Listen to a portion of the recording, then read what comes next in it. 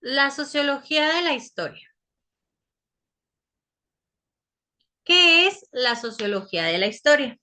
Para nosotros, la sociología de la historia no solo es una rama de estudio, es la herramienta que nos permite entender que los procesos históricos no son anécdotas aisladas. Si la historia nos dice qué pasó, la sociología nos ayuda a entender las reglas del juego que lo permitieron. La sociología es la que nos permite preguntarnos por qué esta sociedad se organizó así y no de otra forma. No solo nos interesa el qué pasó, sino las estructuras invisibles que mueven a la gente. Empezamos con Marx. Para él, la historia tiene una base material.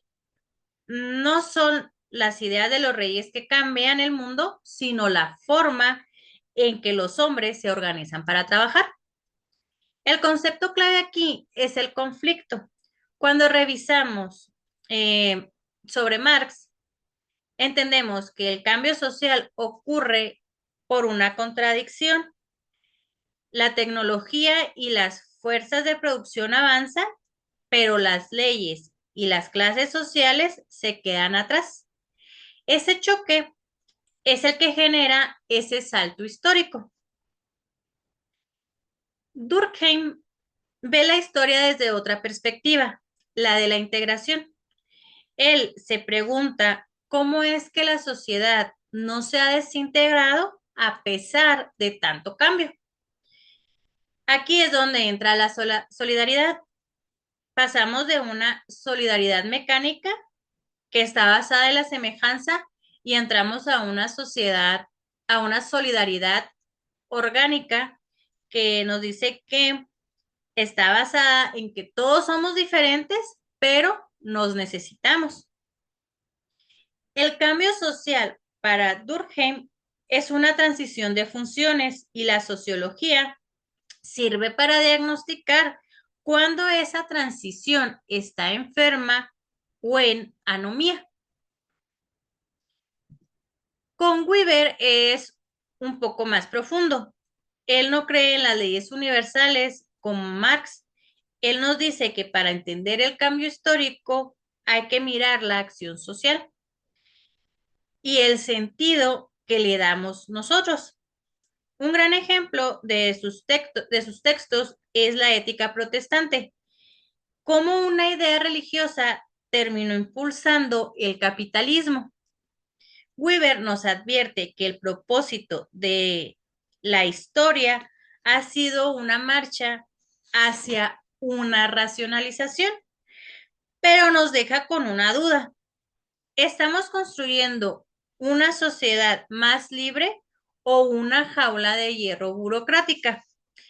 Él no cree en las leyes históricas fijas, sino en entender el sentido que cada quien le da a sus actos.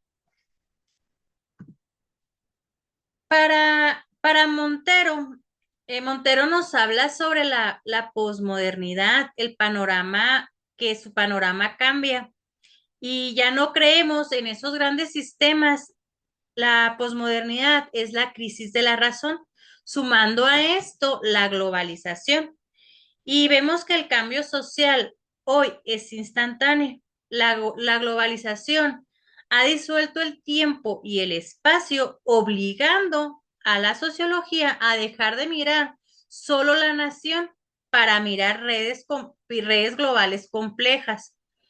En la posmodernidad, todo está fragmentado y es efímero.